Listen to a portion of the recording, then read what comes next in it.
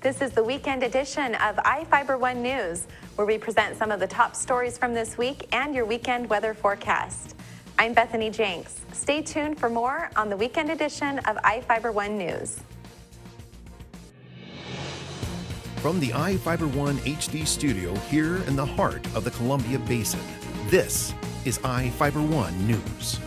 Your number one source for local news, sports headlines, and our very own Weather Center forecast covering the entire Columbia Basin.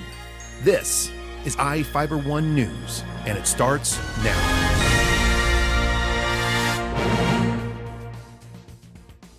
One of our top stories for this week was about a new business in Ephrata that hopes to offer something different for shoppers. Reporter Jeff Chu has the story. Jennifer Pierce's new Ephrata business started with a Facebook group connecting 3,500 mothers. Today, she has a storefront boutique at 132 West Division Avenue and sells new and gently used children's clothing. It's called the Red Tricycle. As our group kind of started to grow, we started to realize that we all had an abundance of children's clothing, and that instead of just talking about it and telling everybody where we were buying stuff on sale, we decided we would just kind of switch clothes between us. At the suggestion of some of her Facebook group and seeing the local need herself, Pierce said she decided to find a location and open the shop. That was more than 2 years ago. She wanted to be a stay-at-home mom, but yearned for a serious project as well. So she often brings her 4-year-old daughter to work as a helper and greeter. See the Red Tricycle's Facebook page or call Pierce at 509-398-8734. I'm Jeff Chu for iFIBER 1 News. Thanks, Jeff. Our next story is about the alumni of Ephrata High School coming together to help celebrate the school's centennial. Reporter Vivian Huang has the details. It's been 100 years since Ephrata High School's first graduating class received their diplomas. This weekend, nearly 1,500 people attended the high school's 100-year reunion. The EHS 100 Reunion Committee formed in 2012 to organize what would become a highly attended weekend. Reunion Chairwoman Beverly Mayer said the big turnout did not come as a surprise. We had up front, we had over 1,300 pre-registered, but if you stand at the gate this morning, it's just amazing that people that are registering for the event. So I would say 1,500 is probably a good guess. I mean, it's going to be higher, I think. And we're seeing the people from the 50s, 60s, 70s, they're really into it. But of course, over the years, they're used to going to reunions. And they're all organized in their classes, and so consequently we have heavy numbers in the 50s, 60s, and 70s. The opening ceremony took place at Kiwanis Field, where alumni gathered to reminisce with fellow alumni, former teachers, and administration. For iFIBER 1 News, this is Vivian Huang. Thanks, Vivian. Our next story is about what the Grant County Historical Museum has to offer. Reporter Jeff Chu fills us in. Beyond the old farm machinery and a rearing horse statue off Ephrata's Basin Street, there's a whole lot of local history to be found. Grant County Historical Museum is where you can ogle fire-heated curling irons, rosebud-scented necklaces, and a hootenanny that has nothing to do with the celebration. It's a place where you can pray in the original Catholic church in town, ramble around a cowboy saloon, see a bank safe that got robbed a time or two, or just wander through an Old West town with a plank sidewalk. And don't miss the 17-pound beaver fur hat and the wreath of women's hair. Pat Witham, Grant County Historical Museum Director for 25 years, said the museum averages 6,000 visitors a year. They can walk through the county's history on their own or see the museum with a knowledgeable tour guide such as museum assistant Crystal Lindberg. Well, I think most of it is just the history of the county, what it was in the late 1800s until the present day. Witham said the county has a rich history. Grant County started in 1909 when they broke away from Douglas County. And we had the centennial in 2009. And the centennial quilt is hanging on the wall. A lot of the homesteaders, Native Americans, and different cities. And we have certificates over there from all the cities that have actually were incorporated 100 years ago. Witham talked about her favorite exhibits. The dress shop and the millinery shop. It's nice to look at the old fashions, and they're very unique. And let's face it, women don't wear hats anymore, and there's some really awesome hats in there. Witham said she hopes others will find their favorite exhibit at the museum. The museum will put on one of the biggest events of the year Saturday afternoon following the Rotary Youth Parade in Ephrata. The event, called the Living Museum, will feature exhibits in every building on the museum property. The American Legion will provide food with proceeds going to their veterans and children's related causes. The Grant County Sheriff's Posse will put on stick horse races for kids, a mock robbery, and a street shootout. Square dancers and a wool spinner will also be featured. I'm Jeff Chu for iFIBER 1 News. Now we take a look at individuals wanted by the Grant County Sheriff's Office. This is Sheriff Tom Jones with the Grant County Sheriff's Office. Each of the people you see here have a warrant for their arrest.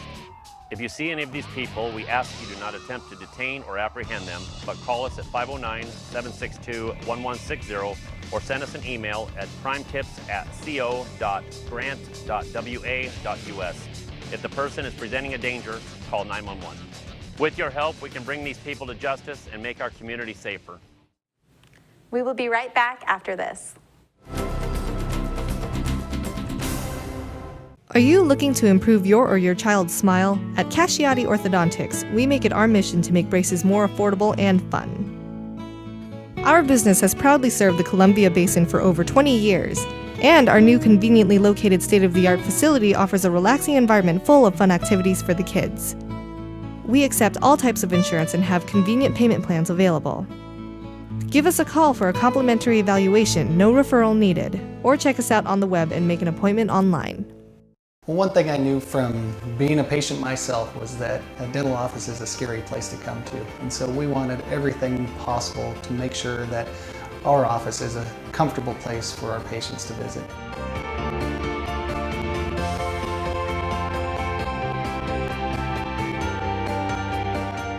The patients that I have, my clients, have made me a part of this community, and we want to give back in every way possible.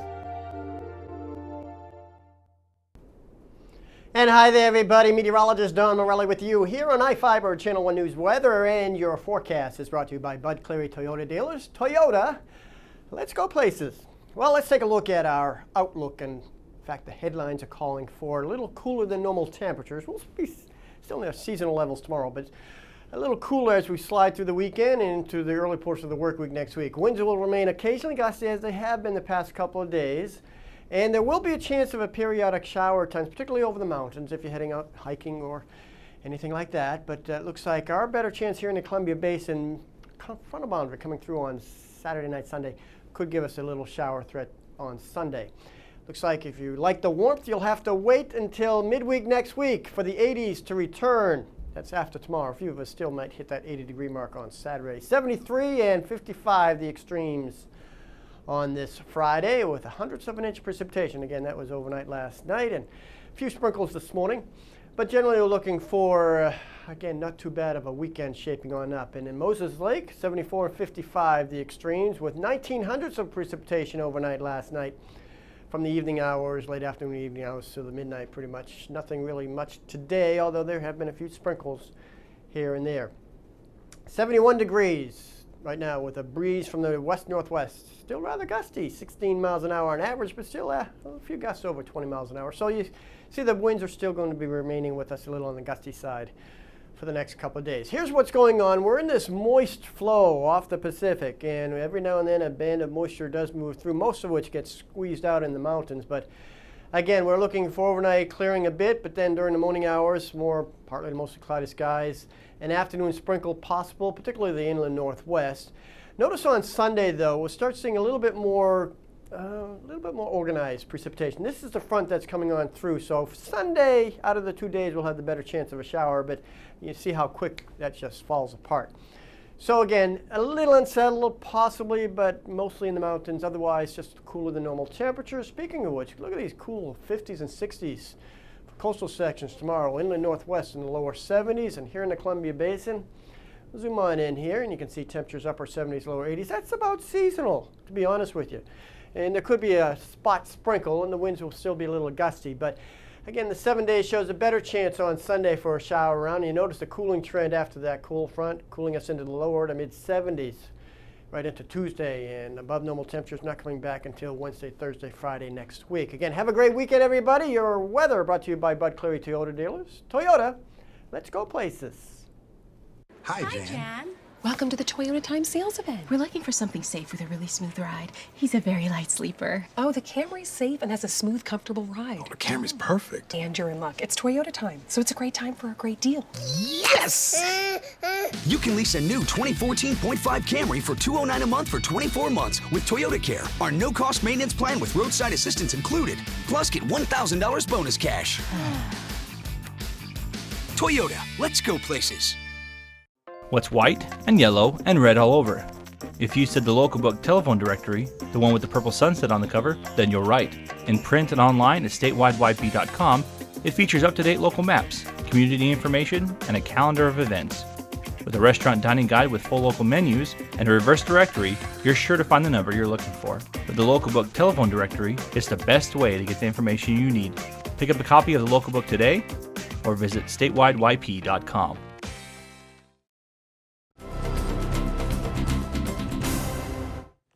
Welcome back. Our next story is about a Moses Lake family working to expand their business. Reporter Jeff Chu has the details.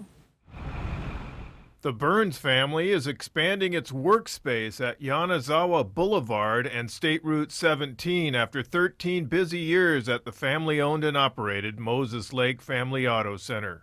Owner Gary Burns and his sons Adam, Josh, and Seth have operated the upscale used vehicle sales lot since 2001. Gary Burns founded the business in 1995 at South Pioneer Way and Wheeler Road, the original location. He entered the used vehicle business after he sold his farm. About 5,000 square feet, including office space and a new auto detail shop, is being built across the lot from the existing small office building. Josh Burns said the expansion is the result of business growth over the years at the existing location. It's been a good location for us. You know, the market in Moses Lake doesn't feel like it was hit as bad as a lot of the country with some of the plants we have here and stuff, so we've held in here pretty good. I was 16 when we first started, so I wasn't in sales, and Seth is younger than me. He was 13, so now we're all up in sales and all partners, and we need more office space, and we've grown enough that it just makes sense to do it. Adam Burns, who was selling cars before he got his father into the business, explained how the low-overhead family business operates differently from new car dealers. The Burns have 3 other employees. We don't have commission sales for one thing, so you know it's not somebody pushing you real hard to buy. So it's low pressure sales. You know, we don't make our money off if you buy a car. You know, we don't make. We're not getting rich here, but we all make a living. You know? Josh Burns said the lot has between 60 and 70 cars at any given time. The high-traffic location near Interstate 90 has helped drive much of the sales, which include recreational vehicles and boats. The new building, built by local workers the family general contracted, will allow the family to consolidate facility costs. The Burns said they already save costs by doing the work of several employees. Josh identified some of the features of the new office space, including a vehicle showroom. We got 7 offices, where right now we only have 3 closed-door offices, and Adam has been working out of the extra open area, which is like his office, but also the waiting area and stuff. You know, it's just not we need the room, and we're gonna have a lunchroom, and we're gonna have facilities that we've needed. I'm Jeff Chu for iFIBER 1 News. Thanks, Jeff. Another top story this week is about a gathering of Native Americans for a powwow in Soap Lake. Reporter Vivian Huang has the story. Soap Lake was bursting with color and music Friday evening as the 2nd annual Soap Lake Powwow was underway. According to Soap Lake Powwow coordinator Farron So Happy, the traditional powwow was initially a social gathering for families and celebrations. With the Soap Lake Powwow only in its 2nd year, So Happy believes it will grow with time. To me, the importance of this is it's being revived. You know, 40 years of silence is a long time, you know, for a cultural event like this. And when we finally took it serious last year and we had the 1st annual, it was actually bigger than we expected. And this year, I know many other events are going on, but as you can tell, there's a lot of people here. So I think they're really enjoying that this is going to be back for years to come. Many tribes participated in this year's powwow to share culture and festivities with the Soap Lake community. We have more than one tribe represented. This is what they consider the Moses Columbia territory, one of the 12 bands of the Colville tribe. But we have many, many tribal members here from various tribes throughout the Pacific Northwest. An appearance by Soap Lake Mayor Raymond Gravel on Friday held particular significance for the park. Now, therefore, I, Raymond Gravel, Mayor of Soap Lake, Washington, do hereby proclaim the former East Beach Park is henceforth named Smoqueam Park. To me, the renaming of the park, it's going to mean a lot to a lot of people that are not here once they find out that it's been renamed. Smoqueam meaning healing waters, like they said in the Moses Columbia language, I believe. Our Salish, I couldn't quite hear them because the speakers were facing the other way. But, you know, that proclamation is, I'm going to be taken back to the tribal councilmen of the Colville Confederated Tribes to hang up in their building up there. So it's going to be known soon that this park has been renamed Smoqueam Park from East Beach Park. So to me, that's the coolest thing ever. For iFIBER 1 News, this is Vivian Huang. We'll be right back. Searching for that perfect place to settle down? Whether you're looking for an elegant single-story, spacious two-story, or a custom home on acreage, Aho Construction can aid your decision with a streamlined production process that saves time, money, and natural resources. Compare us to other builders and see for yourself what advantages you can get by choosing an Aho home. Our philosophy is that we do things right the first time around. Start planning your dream house today with Aho Construction. Call 509-766-1366. At Moses Lake Community Health Center, we have had the privilege to serve the local communities since 1978. What I like about working at this clinic more than any other clinic that I've worked at is the patient care. With the patient care team that we've assembled, it allows us to take care of these many facets of the patient and their family's needs. Please take the opportunity to experience the high-quality care provided at our clinics.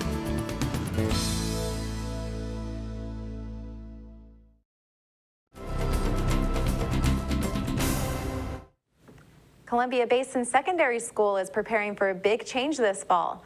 Students and staff got together to celebrate the future and share memories. Reporter Jeff Chu has the story.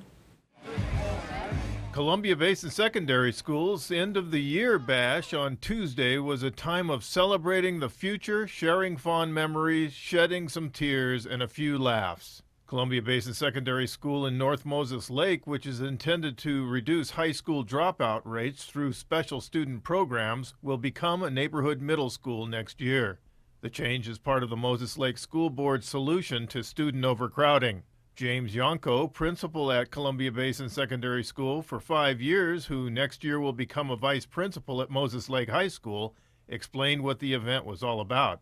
We decided to do this event just to provide an opportunity for the community and the staff to get together one last time, just celebrate the success of Columbia Basin Secondary School, an opportunity to say thank you for 30 years of support. Ashley Martin graduated from the school last year, and she formed a bond with the school's teachers and students.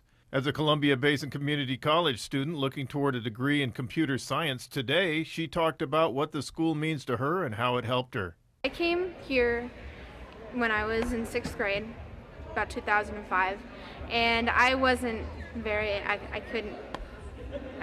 good academically. I had a problem with an attitude and an anger issue, and they solved all of it. They made me who I am today. Isliana McAvenue, a junior next school year, will be one of the students moving on to the Columbia Basin Technical Skills Center. It's positive. A lot of kids are working harder to make themselves proven that they're not just secondary school, they're not just the second class students. And I think the negative is a lot of kids have just given up because they're like, my school's closing down, so they're upset. School representatives sweetened the end of the year bash with grilled food and special treats. I'm Jeff Chu for iFIBER 1 News. We'll be right back.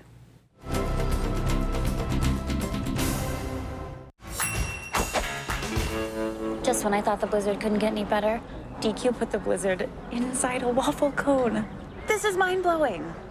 So when DQ asked me how I would tell the world, I said...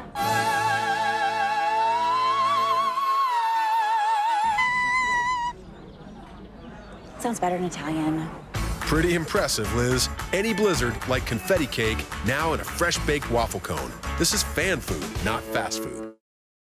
We believe in home and all the magical things that come with it. We believe in living rooms with forts made from sofa cushions and blankets. We believe in the man cave, the woman cave. And finally, we believe that our calling in life is to find the home that's perfect for you. Coldwell Banker, fulfilling dreams for over 100 years.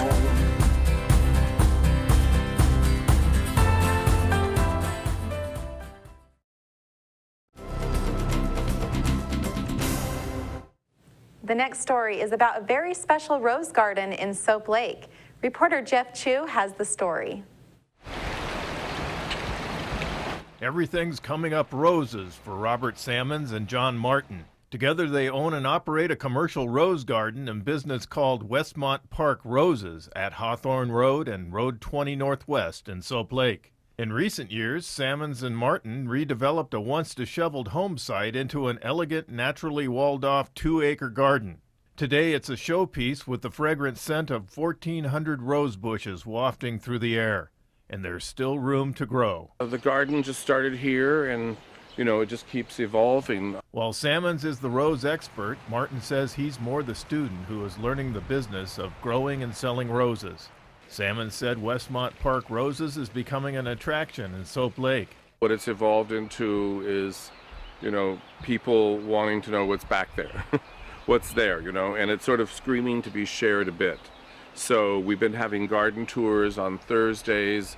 We've shared more time with friends, doing meals, dinners, relatives, celebrating our lives here with friends and family. Seeing the potential of the gardens becoming a special events venue, Salmons and Martin have started a project to create a space for staging weddings and the like. But roses are the thing at Westmont, where Salmons and Martin put together bouquets that will be delivered to events and individuals. We sell to florists in Seattle primarily because they have a market, event planners in Seattle, private individuals also. This is going to a business. We just dug 110 roses out of the garden for a sale in Seattle, a woman who wanted garden in place, wedding coming up in July. Why grow roses? Roses are the longest lasting floral probably. They kind of are very good in this area naturally. The romanticism that goes with a rose. If you go into garden clubs throughout America, nothing is prized more than the garden rose. You know what I mean? It's just the absolute epitome of high-powered floral arrangements. What is in demand and the more cultivated atmospheres in our country. Salmons said his family and relatives grew gardens in the Midwest, and that is where he became attached to roses as a young man. Salmons said he learned young in life that gardening is good for the soul. You felt what atmosphere can do to the spirit. So at a young age, you try to implement that in your environment, and starting to create a garden is just part of bettering life. To set up a Westmont Park garden tour, call John Martin at 509-398-7673. I'm Jeff Chu for iFIBER 1 News. Soap Lake is hosting their second annual Del Red Pub Hydroplane Regatta this weekend. Reporter Jeff Chu has the details. Up to 65 entries are expected to race in this weekend's second annual Del Red Pub Soap Lake Hydroplane Regatta. Race organizer Terry Anderson said the outboard youth class race should start at 10 a.m. Saturday with the inboard hydroplanes to follow. Josh Harnack of Spokane, the new national modified world record holder on the 1 2/3 mile course, who averaged 117 miles per hour, will compete at the Del Red Regatta with an eye toward upping his record. The event opens Saturday with a tribute to Don Kelson of Burien, who has designed and built 70 hydroplane boats over his 60-year racing career. Anderson said the best place to watch the race is from Smokeyam Park, formerly known as East Beach. Another good spot to watch the race is on the shore just north of the City Recreational Vehicle Park off State Route 17. I'm Jeff Chu for iFIBER 1 News. That wraps up our weekend edition. iFIBER 1 News will be back on Monday at 5 p.m. with the latest news from around the Columbia Basin. Thank you for watching.